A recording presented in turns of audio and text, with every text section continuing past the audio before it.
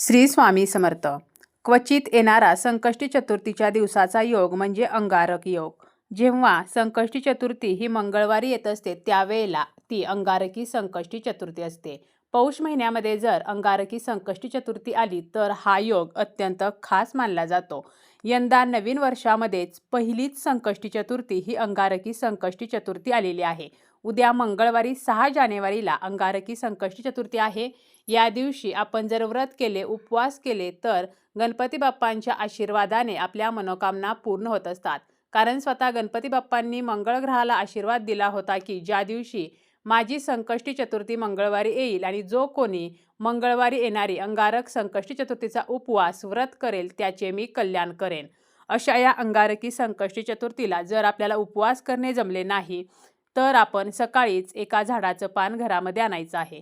जरी आपण व्रत केले नाही, उपवास केले नाही तरी सुद्धा अत्यंत साधा सोपा हा उपाय आपण करू शकतो. या दिवशी सकाळी शक्य असेल तर ब्रह्ममुहूर्तावरती उठायचे आहे किंवा जास्तीत जास्त लवकर उठायचं आहे आणि स्नान आटोपायचं आहे.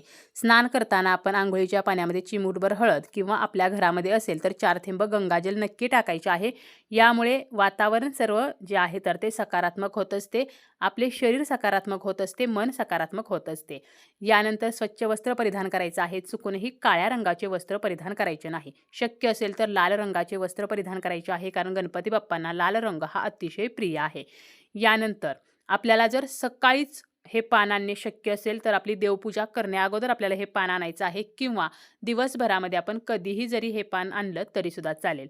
आपण हा उपाय जो आहे तर तो कशासाठी करू शकतो, तर आपली कोणतीही इच्छा जी बऱ्याच दिवसापासून अपूर्ण आहे ती इच्छा पूर्ण व्हावी म्हणून आपण हा उपाय करू शकतो. किंवा आपल्या घरामध्ये आर्थिक समस्या असतील, पैसा येत नाही, पैसा टिकत नाही, पैशाच्या अडचणी आहेत, कर्ज काही केल्या फिटत नाही, ते वाढत आहे, किंवा कोणाकडे आपले अडकलेले पैसे असतील जे परत मिळत नाहीत तरी आपण हा उपाय करू शकतो. घरामध्ये सततचे आजारपण असेल, कलह असेल तरी सुद्धा आपण हा उपाय करू शकतो.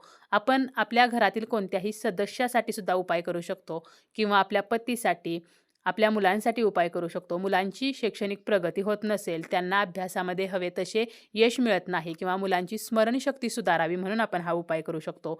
तसेच आपली मुले जर खूप किरकिरेपणा करतात, हट्टीपणा करतात, व्यसनांच्या आहारी गेली असतील तरी आपण हा उपाय करू शकतो. तसेच आपल्या मुलांना जर नोकरी व्यवसायामध्ये हवे तसे यश नाही, त्यांची प्रगती होत नाही किंवा पतीचा व्यवसाय आहे आणि त्या व्यवसायामध्ये हवा तसा फायदा होत नसेल तरी सुद्धा आपण हा उपाय करू शकतो.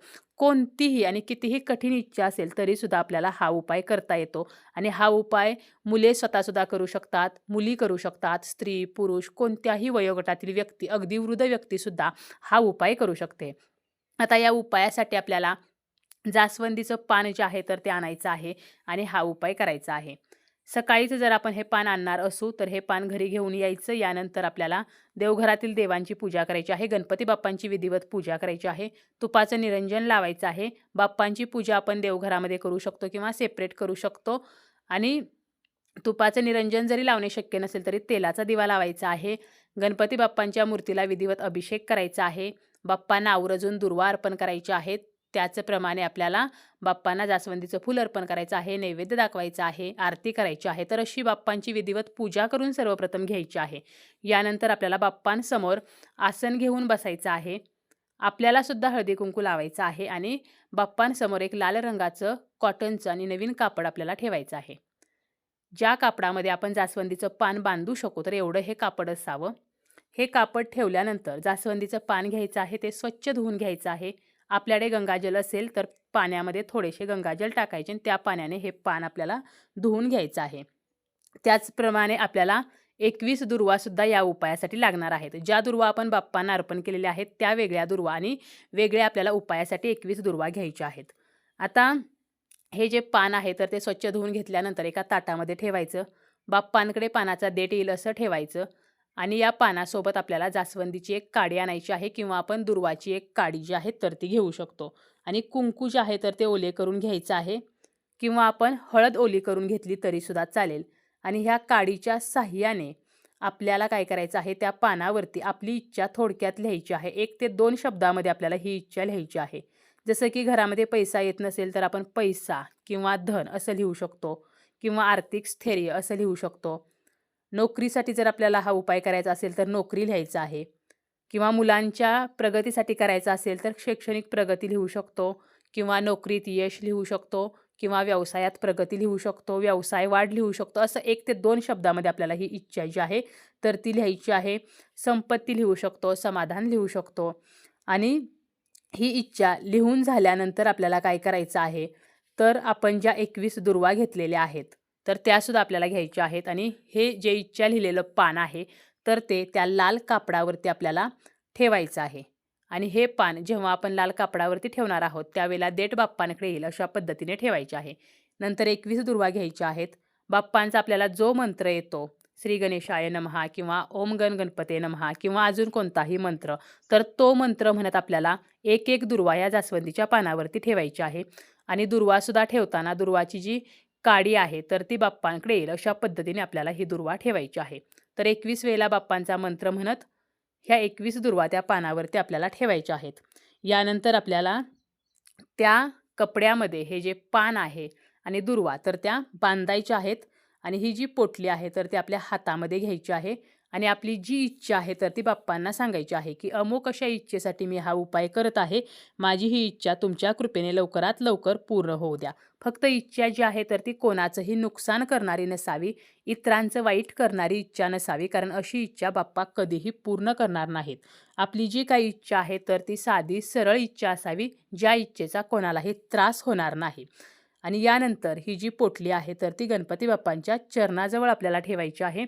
आणि जेव्हा कधी दिवसभरामध्ये आपल्याला गणेश मंदिरामध्ये जाणे शक्य आहे, तर त्यावेळेला आपल्याला ही पोटली घेऊन गणेश मंदिरामध्ये जायचं आहे. त्या ठिकाणी गेल्यानंतर सुद्धा आपल्याला गणपती बाप्पांची पूजा करायची आहे आणि ही जी पोटली आहे तर ती गणपती बाप्पांच्या चरणाजवळ ठेवायची आहे. आपली जी इच्छा आहे तर ती बाप्पांना सांगायची आहे आणि प्रार्थना करायची आहे की माझी ही इच्छा लवकरात लवकर पूर्ण करा. आणि घरी येताना आपल्याला ही पोटली घरी घेऊन यायचं आहे.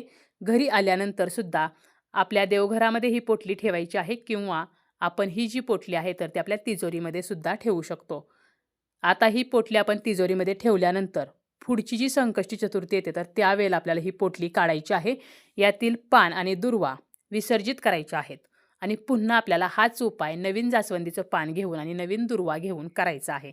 तर असं आपण 4 ते 5 संकष्टी चतुर्थी जरी हा उपाय केला तरीसुद्धा आपल्या इच्छा ज्या आहेत तर त्या पूर्ण होत असतात.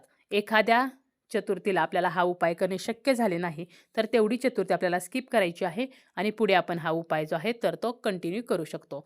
किंवा जरी आपल्याला प्रत्येक संकष्टी चतुर्थीला हा उपाय करणे शक्य नसेल तरी फक्त आपण या दिवशी जरी हा उपाय केला आणि त्याच दिवशी ही पोटली जी आहे तर ती तिजोरीमध्ये ठेवली आणि दुसऱ्या दिवशी तिचं विसर्जन केलं तरीसुद्धा चालेल.